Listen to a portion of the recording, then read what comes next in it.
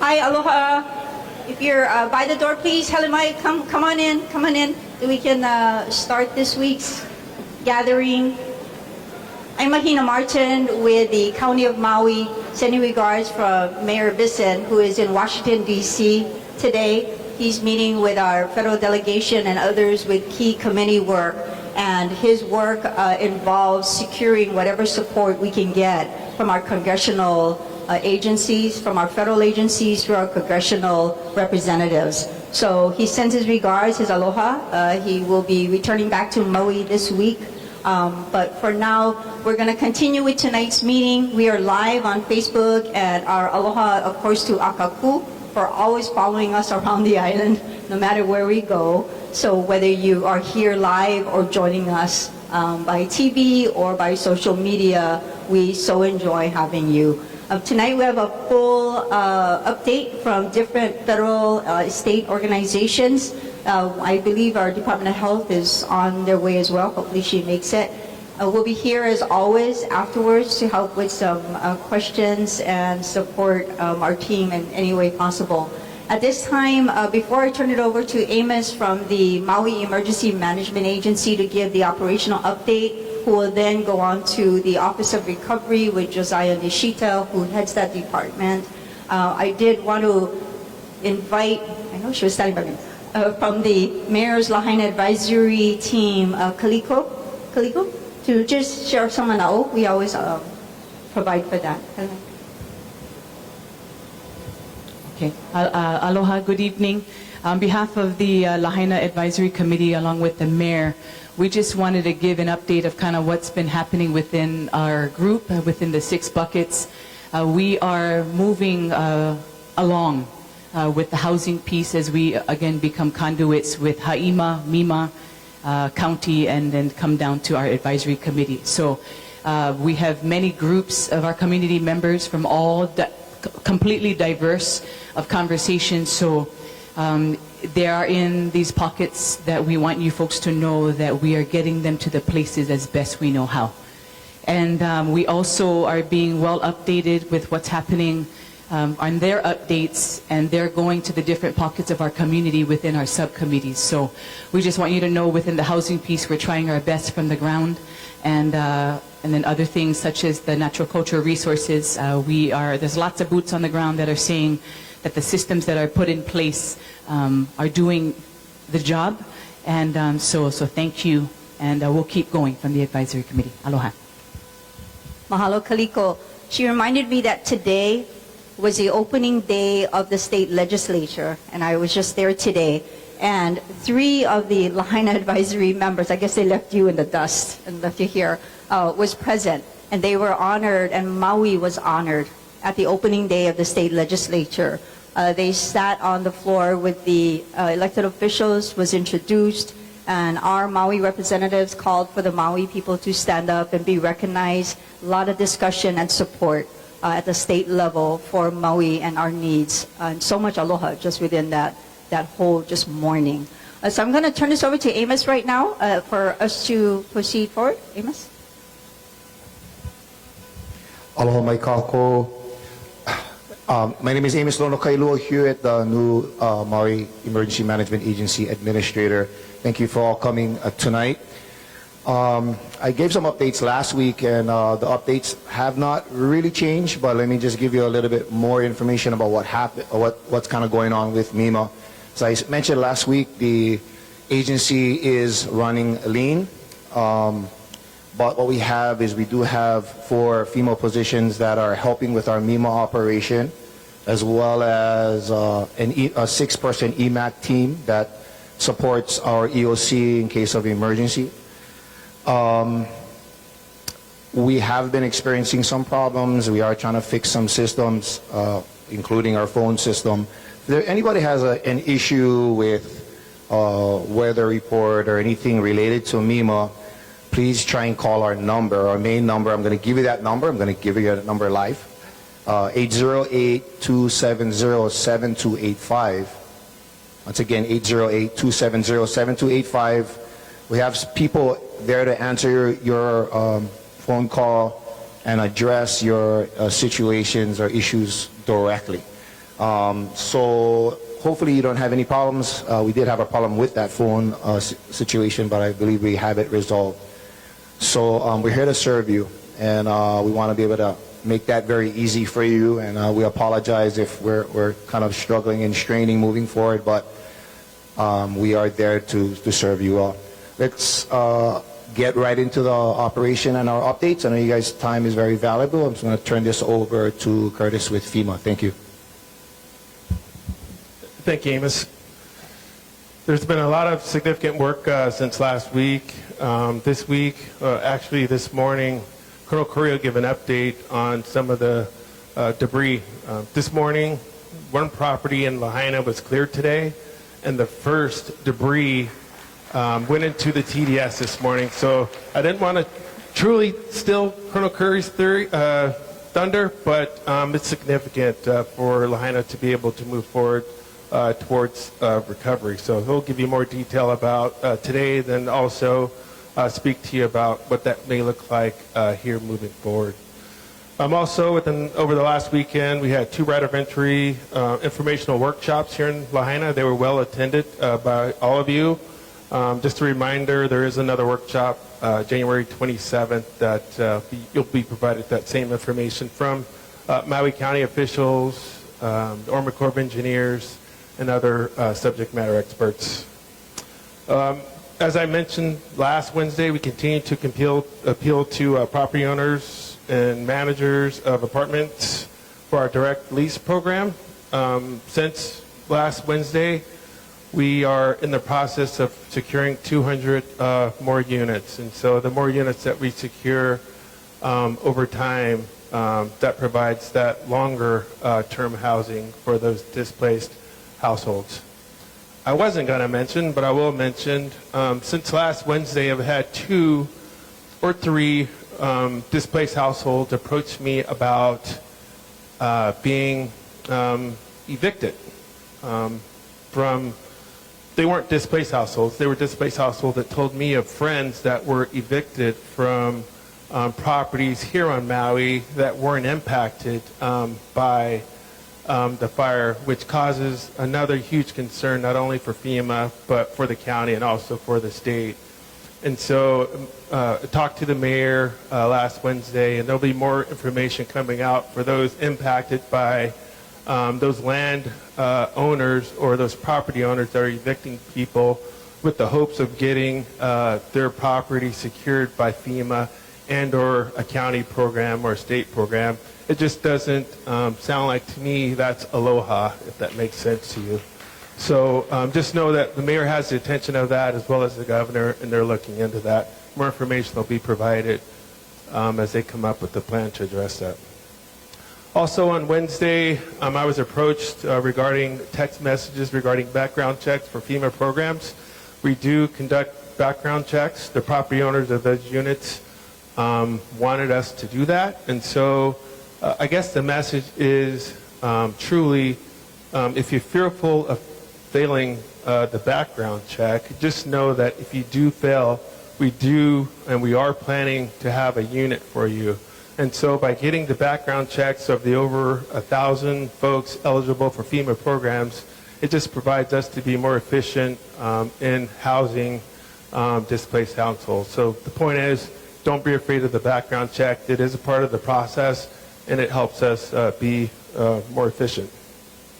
Lastly, FEMA, Army Corps of Engineers, SBA, EPA, other federal agencies will be participating January 20th in the Unity Walk. So with that, all the work that we're conducting in the burn area, the temp school, the TDS, and any other area that we're here or part of the disaster, we're going to be pausing those operations, not only to give the federal agencies a chance to walk and be united with the community, but it also gives the contractors that we've hired locally, either directly for FEMA or via contract with Army Corps, SBA, or EPA, the opportunity to recognize and be united with you. And so with that, as we did last Wednesday, we'll be off to the other side of the gymnasium to answer any questions that you have. Thank you.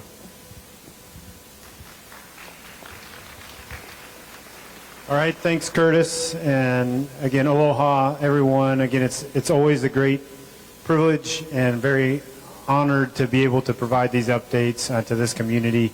As we do this work, we know that there's questions that we need to address, and there's story that we need to share. And again, we definitely appreciate you listening and entering into these conversations with us. So thank you for that.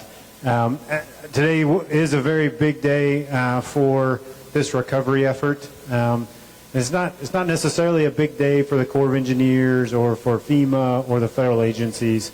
It's a big day for this community because as Curtis mentioned, thunder effectively stolen.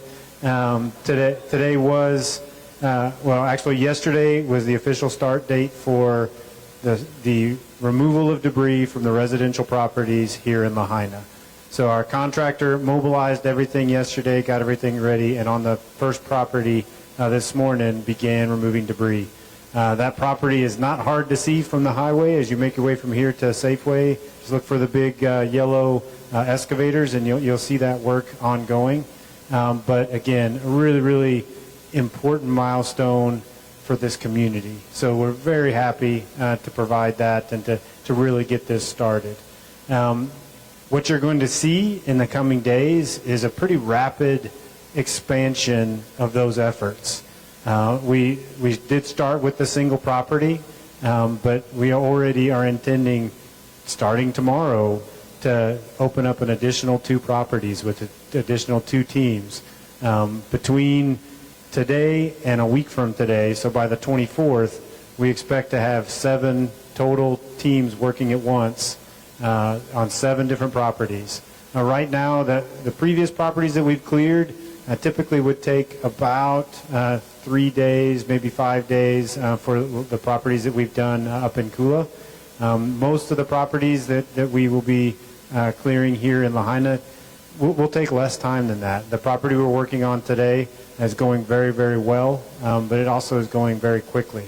I want to emphasize that one of the things that we recognize is that we are in the middle of your community, and we want to be visible. We want you to be able to see what we're doing because we are confident that all the promises that we've made over the last several weeks and a couple of months even, you're going to see that when you watch what we're doing out there on site.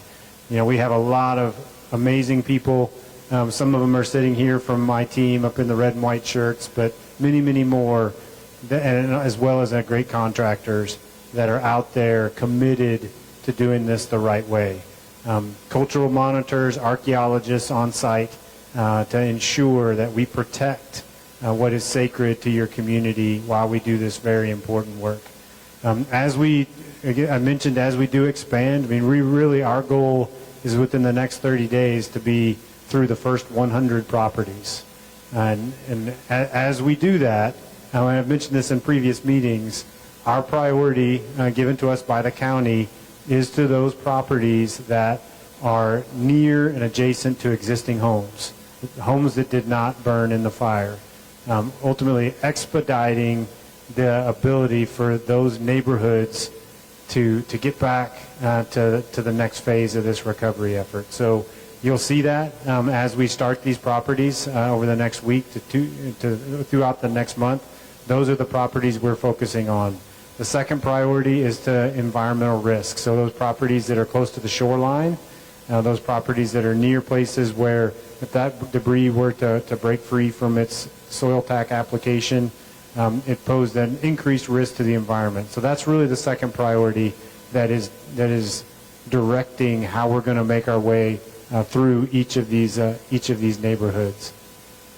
As we do this work, again, we will continually be communicating with the residents, the owners, the business owners, all those that we are entrusted with a right to enter your property. Again, that right of entry that has been submitted and are continuing to come in, all that does is gives us a right to step foot on your property. Part of that too is just constant communication. So all those property owners will be contacted at a minimum 72 hours prior to the start of their property. And that conversation is more of it's a scheduling conversation. It is, hey, your property is coming up in the list of the ones that we're getting ready to start. And we want to talk to you about, not only about the unique aspects of your property, what you put in your ROE, but also exactly when we're going to start and what we're going to do to provide you the ability to observe that, to watch that. Safety is always it's something we have to pay very close attention to. But again, remain committed for those property owners, business owners that want to be nearby and watch their property being cleared. We will facilitate that. I mean, that's all part of those conversations that will occur when that initial contact is made as your properties again get closer to the in the queue to those clearances starting. A couple of things I wanted to mention about the operations today, and I think the county did bring up a couple of pictures. Looking for the clicker. No, thank you. She's got it over there. So this was out at the property we started clearing today. You can see the dust control is something that we've talked a lot about. The individual there, that is continually wetting down the debris to keep that dust from rising. What you don't see in this picture are the air monitors that were placed. Each individual in the burn zone is wearing an air monitor on their person for their protection, but there's also air monitors on the immediate perimeter of that property, and then additional air monitors that are set up according to which way the wind's blowing in order to be able to pick up any dust, any ash, anything that could possibly get in the air. But that gentleman there with that hose, that's his job to keep those air monitors from ever even going off. We had no air monitors go off today during that work, so he did a good job today. And I would tell you that, for the 25 properties that we did in Kula, they did a good job every day on every single one of those properties, and we did not have any incidences where the ash came up and off the property. And that's the standard we're going to hold to throughout every removal property that we do here in Lahaina. So we'll go to the next one. That one. So what you see here is some of the dump trucks. If you were going past the area today, you probably would have been able to see several dump trucks just like this one coming up to that property and loading debris and departing to head to the temporary debris storage site to dump that property or to dump that debris. You can see the plastic what he's doing right now is they're in the process of lining that truck with this plastic. Once that plastic or that truck is lined with the plastic, then the debris goes in, it gets wrapped and sealed so that it cannot come open during transport to the temporary debris storage site. Again, very, very successful today. We have our folks that follow those trucks to make sure that nothing unexpected happens. But again, as they use this technique on every property we've done thus far, it's been very, very effective at maintaining that dust and ash and anything that could possibly get into the air. So the last picture we'll show here is just a picture of the signs that are on the properties, and it might be hard to see from where you're at, but that's ultimately there's a series of signs that have been placed on these properties throughout phase 1 and phase 2. But those initials, there's multiple initials on each. I mean, one initials are from the Corps, others are from the county to verify that all these steps are completed and taken, and we can move on to the next one. So from this particular picture, you can see everything's checked off up until the top of the second column that says debris removal. And that's because that's the stage we're at. And that will continue to move forward. And this will be, again, the process that we will follow for every property throughout Lahaina town. So we wanted to, again, if you hadn't seen that before, wanted to show that to you as well. A couple of the things before I pass off to the next speaker. Again, I did mention it. It really is a milestone week this week with being able to start this debris removal here in Lahaina. We actually also today 100% completed the final property in Kula. So 25 of those properties are done. Those rights of entry have now been given back to the county, and those residents have been contacted. Your property's done. The county has your paperwork. which includes the letter from the Corps of Engineers that certifies that property as clean, which is what is needed to start for that permitting process or for those building permits to be approved.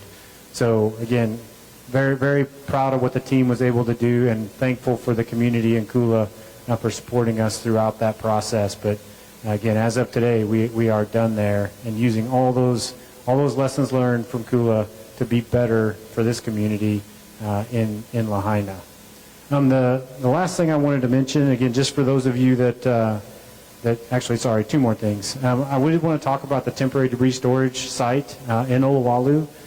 So as I mentioned, this debris coming out of off of the properties is going to the temporary debris storage site.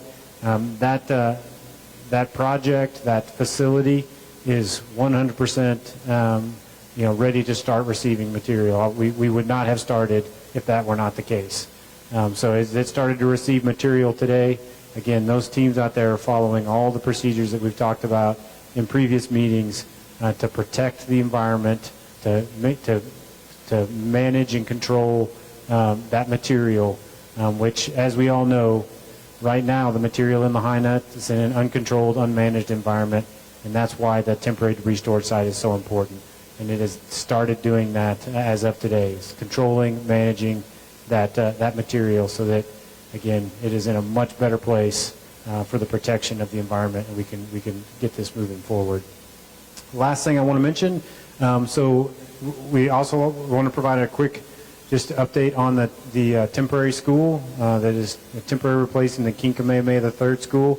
Again, if you drive past up towards the Kapalua Airport, you can see that construction ongoing. I would say the rain over the last few days of rain that we've had have certainly thrown some challenges at the contractor, but tremendous work continuing to go forward on that project, and still driving forward to be able to deliver that school to the Department of Education in time for students to be back in that school for fourth quarter of this academic year, which again, we're very, very thankful for the community. We're thankful for the contractor that is doing a tremendous job, and again, looking very much forward to that milestone when we get there.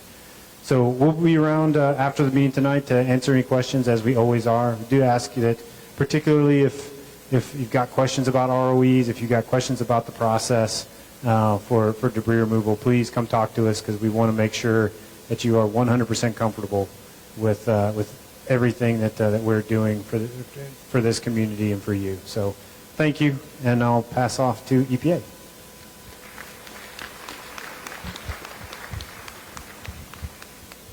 Aloha. My name is Carl Banks. I'm the incident commander for EPA's Water Mission. I have been blown away by this community, the welcome given, the offers of friendship, the support and guidance we've received in order to be successful. This mission is our kuleana, and it is our honor to have it, both as an agency and as personally. Mahalo for the support thus far. As you know, the hazardous waste removal mission was completed, and that team has departed the island. Phase 1 is indeed complete, which is a great success. But the EPA's water and wastewater mission has been on island since August, supporting the county of Maui in water and wastewater. Our first mission assignment given to us by FEMA was to provide technical assistance to the County of Maui, Department of Water Supply, and Department of Environmental Management. And we will continue to do so. EPA supports the County of Maui and the community in the goal to allow people to return to their homes when it is safe to do so. In order to facilitate that, FEMA has given EPA a second mission assignment, which is sewer line inspections. There's about 99,000 linear feet of sewer lines that need to be inspected. If you're asking yourself why these sewer lines need to be inspected, I think it's important to understand a few things. Before the fire, the sewer lines were mostly filled with sewage. That is mostly fresh water with organic material. This is food for the treatment plant. The treatment plant, the wastewater treatment, is accomplished by microorganisms which essentially eat the food. As a result of the fire, a direct impact was this sewage was no longer entering those pipes.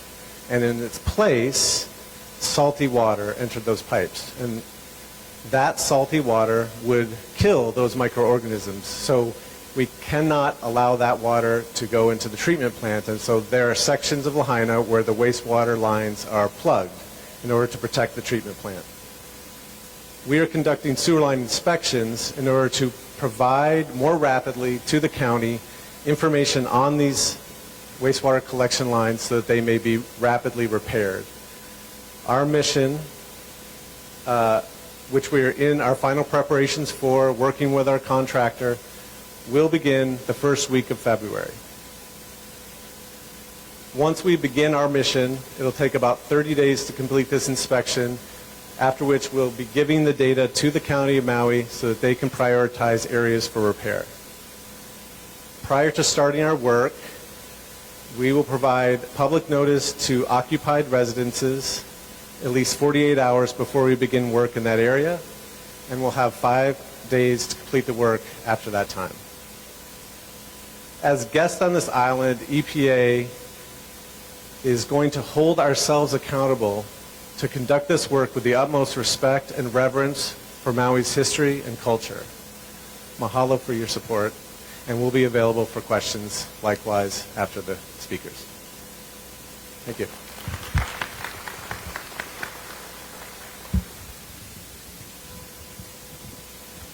Good evening, everybody. My name is Shane Agawa. I'm the Director of Environmental Management. First off, I'd like to say that I'm happy to be back after extended absence. I spent some time with my family during the holidays, much needed time off. And then I contracted an illness, which kept me out an additional week. So some of you have been probably wondering where I've been. And I'd like to thank our Deputy Director, Bob Schmidt, for keeping the ship upright at Environmental Management during my absence. But I'm glad to be back. So bear with me. I just got back to work yesterday, trying to catch up on everything that's been going on. Tonight I'm going to give you an update on our wastewater operations, what's been going on in Lahaina. So our wastewater division has been continuing their work on Front Street. As I mentioned before, Front Street is one of our trunk lines. It collects the sewer, takes it to our pump stations, and ultimately to our treatment plant in Honokowai. We lost service to 3 of our pump stations, Pump Station 5, 6, and 7. Pump Station 5 is the one near Malu'ulele Park. Pump Station 6 is near Shark Pit area, and Pump Station 7 is in the Puamana gated community. I'm happy to say that due to the tireless work of our wastewater division staff, we've gotten those pumps back online and running. However, we're still testing to make sure that they can run automatically. We've had staff going out there testing it manually. It's been working, but we want to make sure that it can run automatically before we start putting that system back online. What that means is that, well, before I go on to what that means, I want to also say that the plugs that Carl mentioned, and he gave a great definition of what we did to isolate our system from the saltwater intrusion. But those plugs that were installed has been holding. They've been doing well. And our treatment plant, I'll speak a little bit on that. It's fragile right now still. As Carl mentioned, the salt water has disrupted the biological process at our treatment plant. What that means is that some days, there's good days in our treatment system. So if you want to compare it to, say, like your digestive system, and you catch a bug, right? We have enzymes, bacteria to help our digestive system. On a bad day, you know what happens coming out of the back end. On a good day, that's what's happening at our treatment system. We got bad days and good days. So we've been working with our current, one of our design consultants out there. We have a plan. In the next week or so, we're going to introduce a biological treatment. Think of it as Pepto-Bismol for our system. And we're going to have to monitor and test that, and we're hoping that in about a month, our system will stabilize. What that stabilization means is that because we have pump stations 5, 6, and 7 back online, we could possibly return sewer service all the way down to Puamana in the next month or so. I also want to thank EPA for the support, as Carl mentioned, that they've been giving us in getting our system inspected. We cannot do this alone, it's too big of a task. It's going to really help us out in getting people back to their homes. There's been a lot of questions asked about how do I tie back into the sewer system? When can this happen? Well, first of all, we need to know if our system is good, if it's capable of servicing everybody. And with the help of EPA, it's going to give us a data so that our people and our consultants can analyze the system, and we can start prioritizing which portions of our system we can get back online to get people back into their homes. And lastly, I want to mention there was a question that I was asked to answer that was brought up in the ROE meeting, and it's pertaining to the Wahikuli area. And the question was, if I decide to build or construct a septic system, when and if that sewer line that the county is planning and working with EPA to bring into the Wahikuli area comes online, am I going to be required to tie into that sewer system? And the answer is yes. I want to refer to Maui County Code 1421A010, and that's where you can go and get more information on that. I want to repeat, it's Maui County Code 1421A010, and the time that people have per the code as written is 180 days to tie in once that sewer line comes down your street. 180 days from the time we give notice that the sewer system is up and running in the street, you have 180 days. Is that set in stone? Right now, as a code as written, yes it is. But we're willing to work with council or whoever to change the legislation to see if we can modify that for people who maybe has a septic system or wants to get a septic system, and then you don't want the next week to have this line coming down and then you only get 1 week of use of your septic system. So we're willing as DEM to work with that, work our way through. So I'll be here to answer any more questions about sewage and wastewater issues. Thank you very much.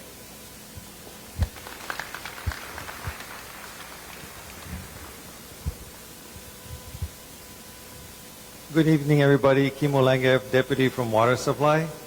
So I have a few updates. So we plan to amend Area 4D by this Friday. It took us a couple of weeks longer because there was some fire damage debris that we needed to get removed so we could complete our work. Well, that's been removed and we completed the work. So we'll be amending 4D as of this Friday. Also, on our mapping, you will see a slight change. Right now we have green and orange. Green means it's safe and orange means it's unsafe. Well, there'll be addition, there will be a green crosshatch. Those will only be for the larger multi-residential properties that have had fire damaged structures on them. And what that's going to mean is you need to check with your property management company or AOAO to find out if your water is safe for drinking and cooking. I have, and Department of Health Safe Drinking Water Branch has reached out to those properties to let them know what they need to do for their diligence. Okay, so now we got areas 5 and 6, roughly 1,800 service laterals and several miles of pipe. We're going to start to ramp up our work efforts and try to get those through as quickly as we can. We hope to get some help from one of our partners in completing that task. And the last thing is, if your meter was removed, it was removed because we needed to have a physical disconnect between the damaged structure and the water system. But when you are ready to rebuild your residences, we will put in a brand new meter and there will be no charge for that. So if you guys have any questions, you can come and see me after. Thank you.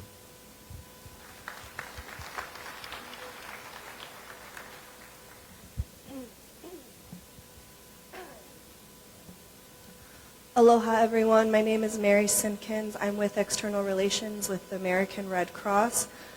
First, the numbers, our shelter count as of midnight last night was 5,400 some odd clients and about 2,400 households across 32 sheltering sites. As your temporary emergency sheltering solution, we are very proud to serve this community, and I want to let it be known that at this point in the shelters, the folks that you're working with the Red Cross, that is your community. We're a largely local workforce at this point. Then there's folks like myself with a Michigan accent. I came here for a 3-week deployment in September, and I'm here until this operation no longer needs me. Right now, there's a couple of changes happening with our government partners. We're helping folks get back into their habitable homes. So of the 110 habitable homes, we've got the vast majority of people moved home, and many folks are pleased to rejoin their neighbors and communities. And for those that have concerns, they can work with their shelter resident transition team to receive funds and resources such as air purifiers, cleanup kits, and masks, those sorts of things. Again, we're working closely with our trusted government partners and community partners. I want to let this community know that you have passionate advocates at every level of government and throughout your community. The second thing that's going on right now is some people that have been in the emergency shelters in condos are being moved into hotels, again at the direction of our government partners, with the long-term goal of freeing up inventory for long-term leasing. So the goal is always to get the clients in our care into the next chapter of their recovery, into a better housing situation. Mahalo.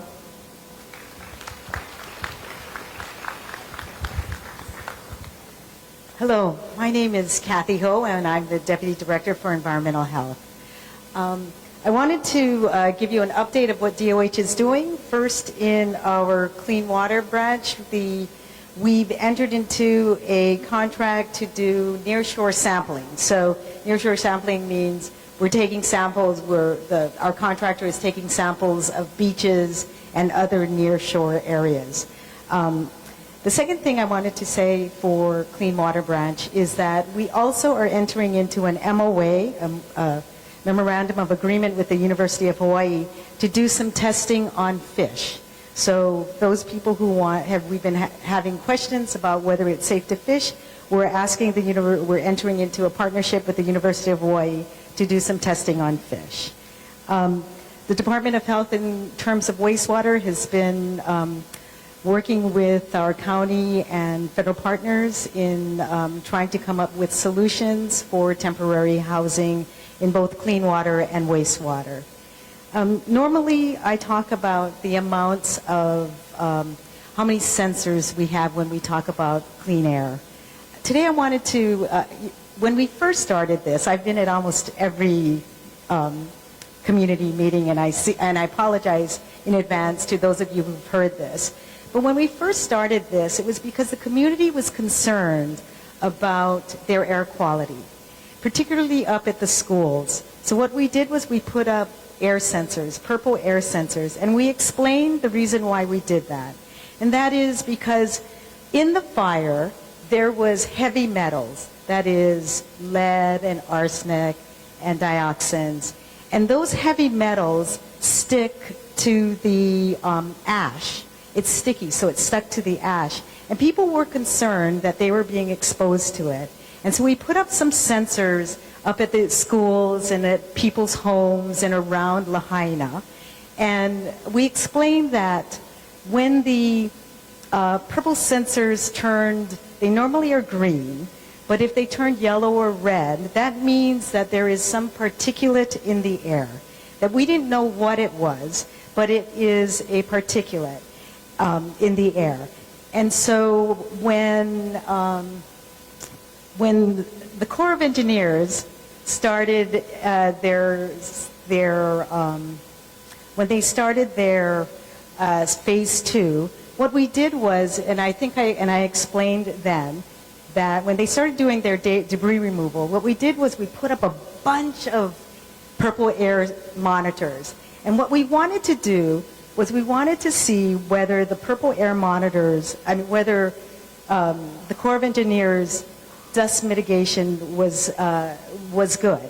And as it was reported today, it was, for the most part, it was green. But simultaneously, what we did also was we took soil samples up in Kula, and we analyzed it for heavy metals. And we found that there were elevated levels of heavy metals in the Kula ash. So what we did was we asked the Corps of Engineers to come and, not the Corps of the EPA, to place soil tack in the Lahaina area, which they did. We also then put up a bunch of air samples, purple air monitors, to determine whether there was any ash that was blowing up. And we found, for the most part, it was green. But we also then decided that we would do sampling in Kula, in Lahaina. And we did that, and we found that it was elevated levels of arsenic and lead and cobalt. But it wasn't as high as in Kula. We also said that it was toxic, so you guys had to take care of yourselves when you were around the ash. And so here we are now, and as you know, I have been reporting when the Corps of Engineers was doing its phase 2, we were also doing air sampling of the work, taking samples of the air as they were doing the debris removal. And I would report to everyone that for the most part there was no asbestos in the air, and the levels of heavy metals was below the reportable quantities. So here we are now that they're starting the Corps of Engineers is starting the debris removal in Lahaina. And so what we did was we put up 4 air samplers in Lahaina. So I'll be able to report to you the air, if there's asbestos or heavy metals in the air as we get those results. But what we also did was we put up 40, there's a total of 40 purple air sensors and E-bands.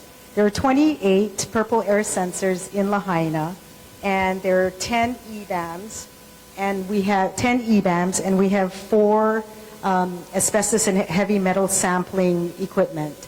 And also tomorrow we are going to have a couple of teams from the Clean Air Branch coming to do some additional purple sensors. We're hoping to put up 12 in Lahaina and another 8 in Olowalu. And so hopefully we ask you to, if you ever care or if you are interested in what's your air quality, to look at the website air.firenow.gov. Also, shout out to, we have 2 people here from DOH that live on island, Dr. Livaday from Behavioral Health, and Becky, who is our clean air person who lives in Lahaina. And we will be in the yellow right behind the screen to answer any questions that you guys might have. Thank you.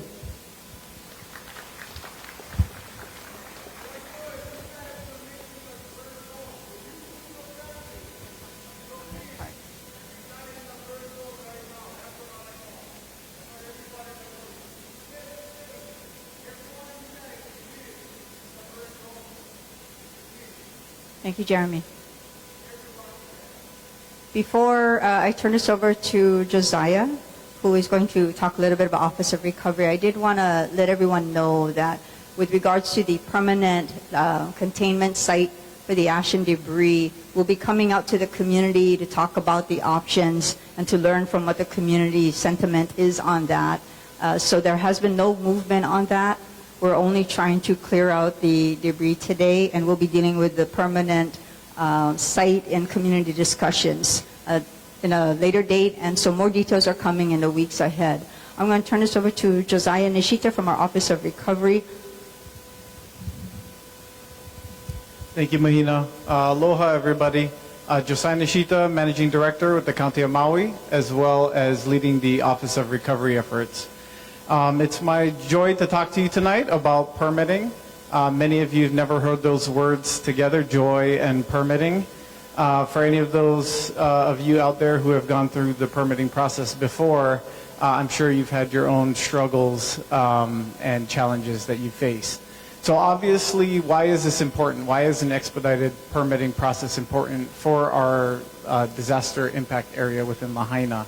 Well, you heard about some of the items today, some of the great work that U.S. Army Corps of Engineers, our FEMA partners, and many others are working on to clear out the debris.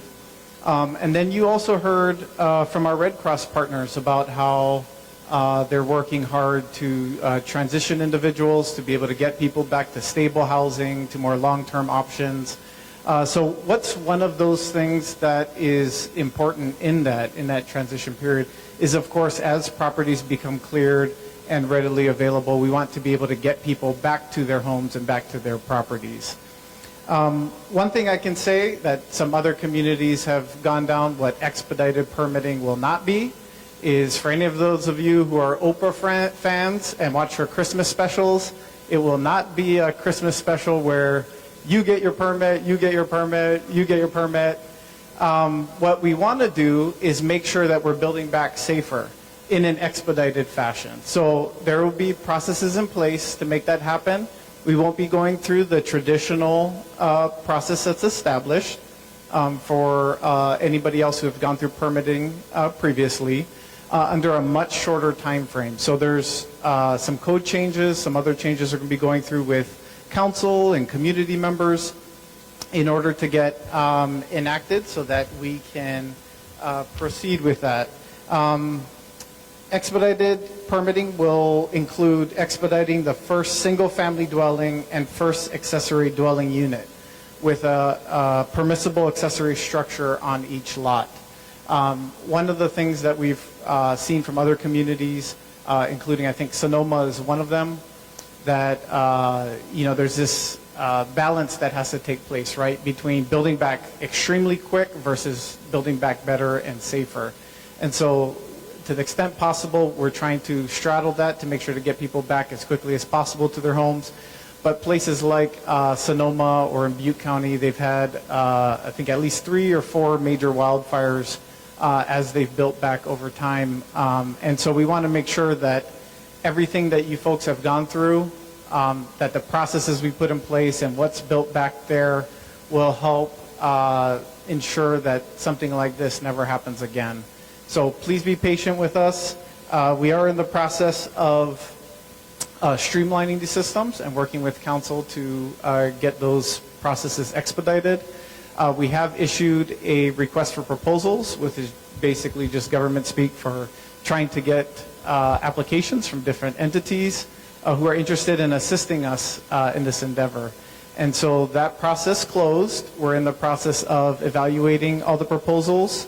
We'll be conducting interviews and assessments with some of these companies who will be able to assist us in reviewing and expediting and issuing permits to people with properties within the impact area.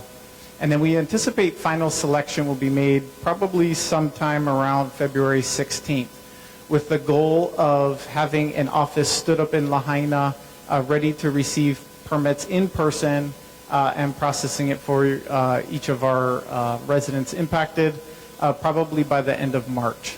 So that's the goal that we're shooting for right now. Of course, we'll have further updates and information as time goes on.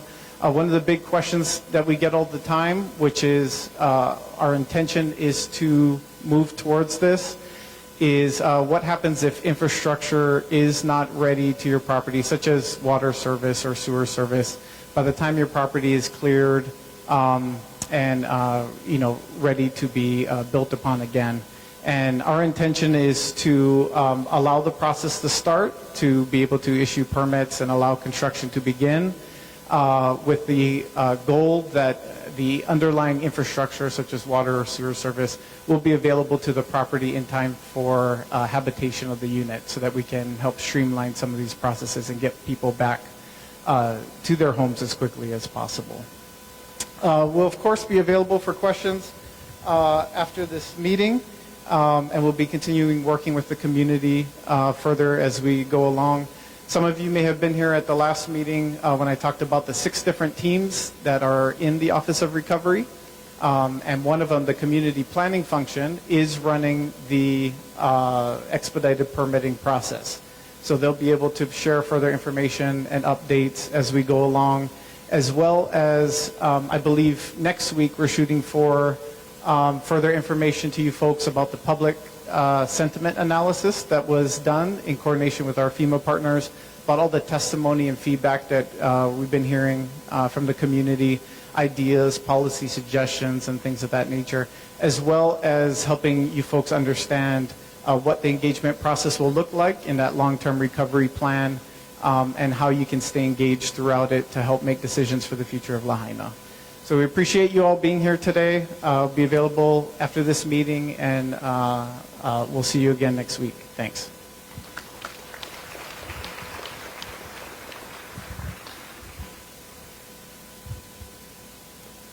Thank you, everyone. So that's the end of our meeting. All of the partners will be available to answer questions with you tonight. So drive home safely. And if you need to talk to anyone, please come and spend some time with us. Thank you so much. Aloha.